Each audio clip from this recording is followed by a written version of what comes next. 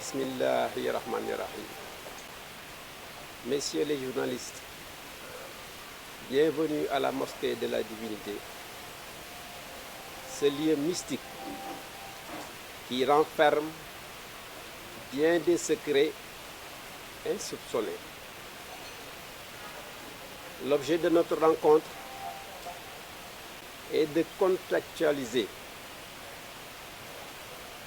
L'objet de notre rencontre est de contextualiser un événement,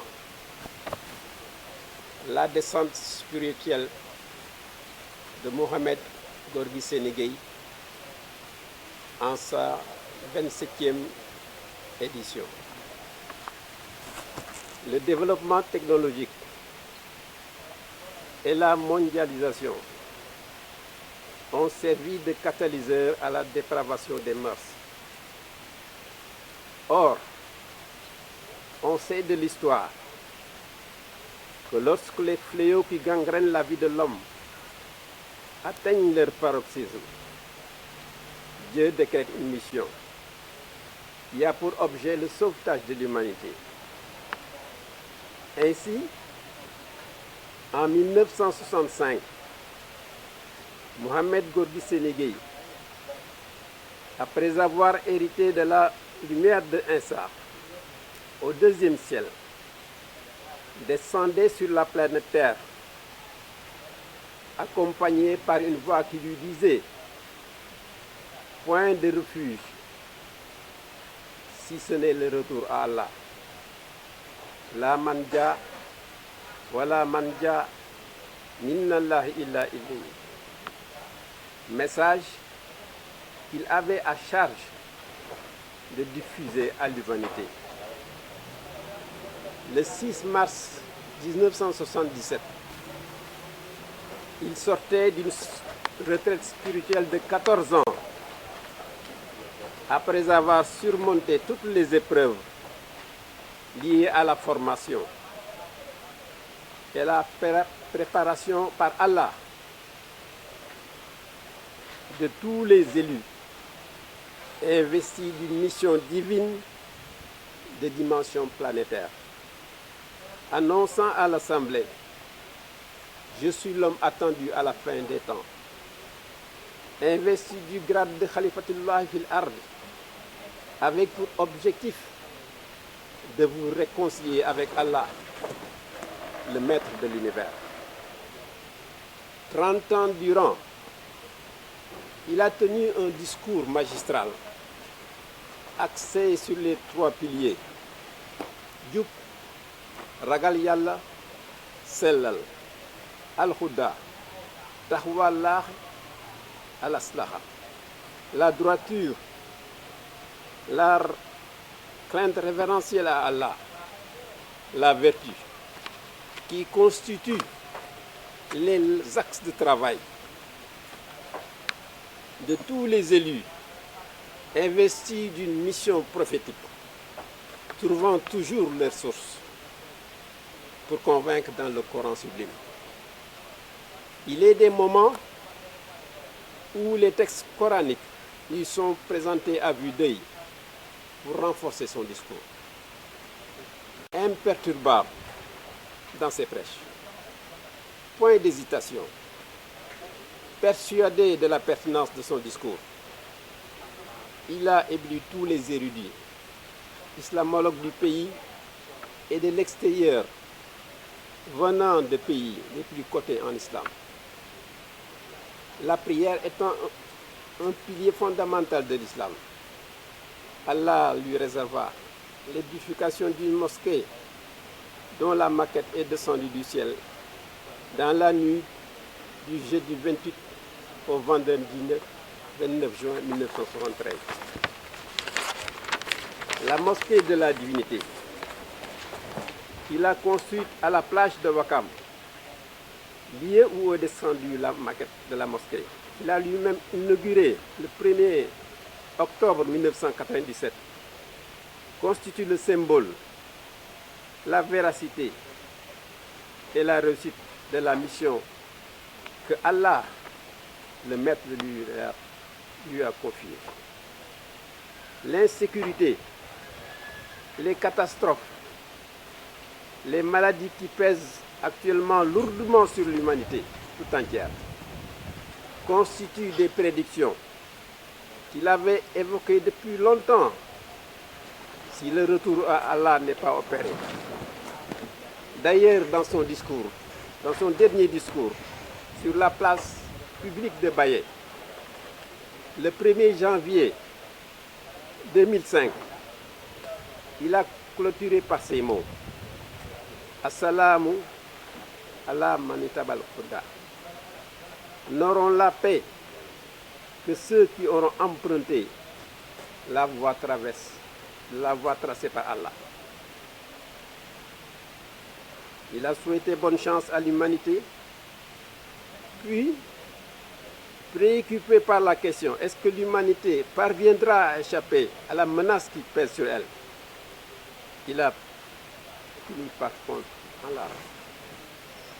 Puisse Dieu nous donner la force de perpétuer l'œuvre magistrale de Sangabi en compagnie de Mohamed Nabi, son digne représentant et ses braves compagnons. Je vous remercie de votre aimable attention. La hawla wa la quwwata illa billahi al-ali al-azim. Allahumma salli ala Sayyidina Muhammad wa ala ali Sayyidina Muhammad. Bismillahi rahmani rahim. Mbokk yi, suñu mbokki journalistes yi ñu ngi leen di dalal ci mosquée de la divinité di masjidu rabbani. di leen ñaanal yàlla defal leen fi dalu jàmm. li waral jotaay bi nag mooy waxtaan ak yéen nga xamante ne yéen la yàlla dogal may leen kàttan ngeen mën a wasaare tas ay xibaar ci saa yoo xamante ne ni yegsi na ci yéen.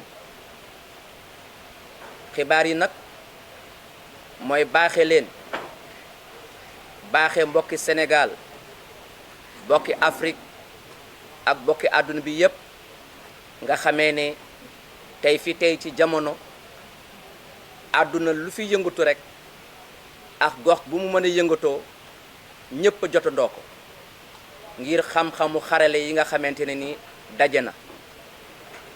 ba tax na ci noonu li waral jotaay bi mooy yàlla subhanahu wa ta'ala gannaaw ba mu giiñee ci wal asri nga xamee ne mooy tekki tàkkusaanu jamono di mujjug jamono ne doom aadama yépp ñu ngi ci perte. jamono boobu nag li tax ñépp nekk ci perte mooy ne nit ñi seen itte yépp mooy àdduna, koomu àdduna, bànneexu ak fo, fàtte nag ki nga xamante ne mooy seen borom bi nga xamee ne moo leen bind te la tax mu bind leen mooy ñu jaamu ko. kon bàyyi nañu ginnaaw jaamu yàlla, fitna tàbbi na seen kaw, njàqare ak tiit yépp tegu na seen kaw. bu loolu yegsee nag suñu borom tabaraka wa taala pour xittali ñooñ jamono dana yónnee ndawam loo xamante ne ni mooy dikk wax ak jaami yàlla yi.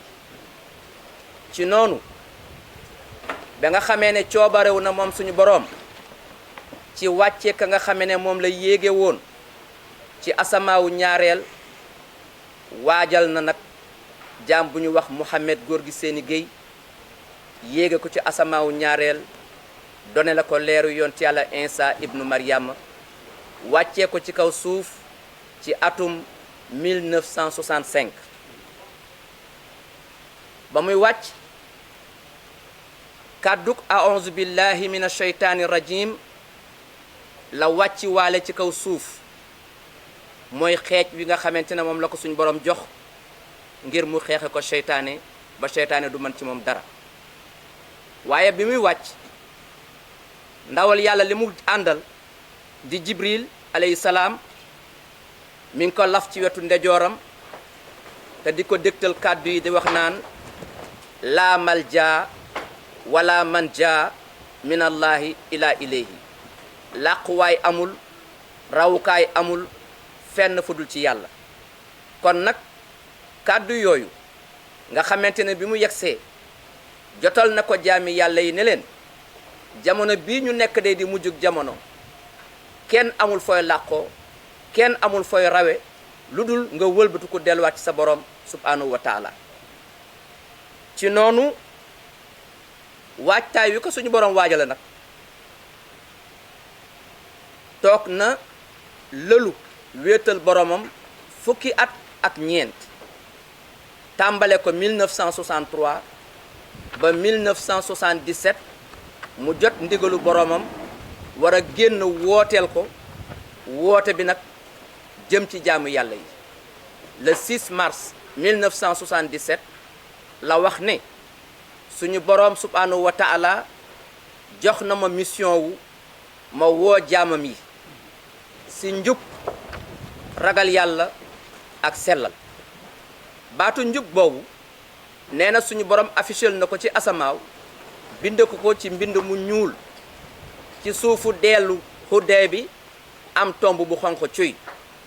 kon nag njub gaangoog woo na ci jaami yàlla yépp ku bëgg a am jàmm nag ci biir jamono di axiru zaman fokk nga tegu si njub. mu wax ne suma borom ne naa leen woo ci ragal yàlla ginnaaw bi ma ko bindale ci kaw asamaaw mbindum urus moo xamante ne mbind mu xonq coy la. kon nag ragal yàlla ngoog ku bëgg a mucc na nga tegu ci ragal yàlla. bindal na ma ci baatu aslaha di sellal ci mbind mu weex ne naa ci woo jaamam yépp ñu tënku ci ñetti baat yi njub ragal yàlla ak sellal. lii nag mooy risaala bi nga xamee ne suñu borom jox na ko ndawal axiru zaman te ndawal axiru zaman mooy ki ñu doon séentu ci mujjug jamono. mu wax ne man mii lañ doon xaar ci mujjug jamono yegsi naa indil naa leen kàddu suñu borom tabaraka wa taala. kon jotaay yi mu daan jotaayoo ndoorteelu at mu jot ci place bu ñuy wax Baye ci Wakaam bokk na ci ay kàddoom muy wax ak jaami yàlla yi te lépp sukkandiku ci alquranul karim ndax alquran la ko suñu borom tabaraka wa taala donale. ne ko yi tamit royal ci seydina muhammad sallallahu alayhi wa sallam. kon ay waxam ci ñaar ñi rek la alquranul karim ak hadisu rasulillahi sallallahu alayhi wa sallam. loolu la ko suñu borom tabaraka wa taala donale ci waxam ngir doon na alquran léeg-léeg bu daan yore këyit di wax dana dellu tollu jamono boo xamee ne suñu borom tabaraka wa taala ci cadre aarif billaay bi mu doon suñu borom di ko bindal aaya alquran yi muy traversé ci kanamum muy wax ak jaami yàlla yi ngir bañ a juum ci lenn.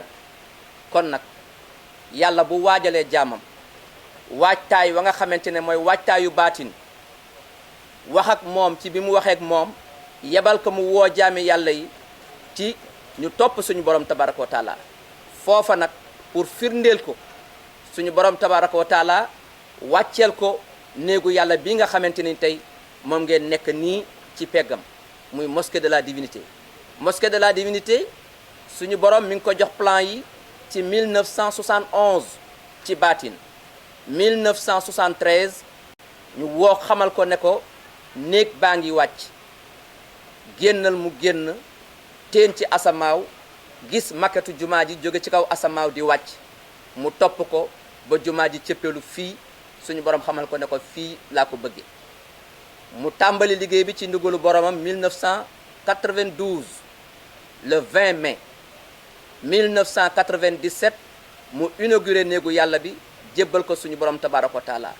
jiite na ko jullee ko ànd ak jaami yàlla yi wooteel borom bi tabaraka wa taala fanweeri at mission mat ci dunduk doom aadamaam mu bàyyi fi xalifaam bu tedd bi di Mouhamadou Nabi Guèye ak mbooloom union musulmane et culturelle Nabi Allah ñu fas yéene incha allahu taala continuer mission bi nga xamante ne ni moom la ñu bàyyeel. kon nag jaami yàlla yi lii mooy li nga xamante ne nii moom moo nekkoon woote bi. te ba muy tëj waxtaanam mi ngi fàttaliwaat jamono ne assalaam assalaam ala man itaba al huda assalaamu ala man itaba al huda mucc daal mi ngi ci képp koo xamante ne ni topp nga yoonu njub ba mu yeggalee nag mu ne bonne chance assalaamu aleykum wa rahmatullahi wa barakaatuhu.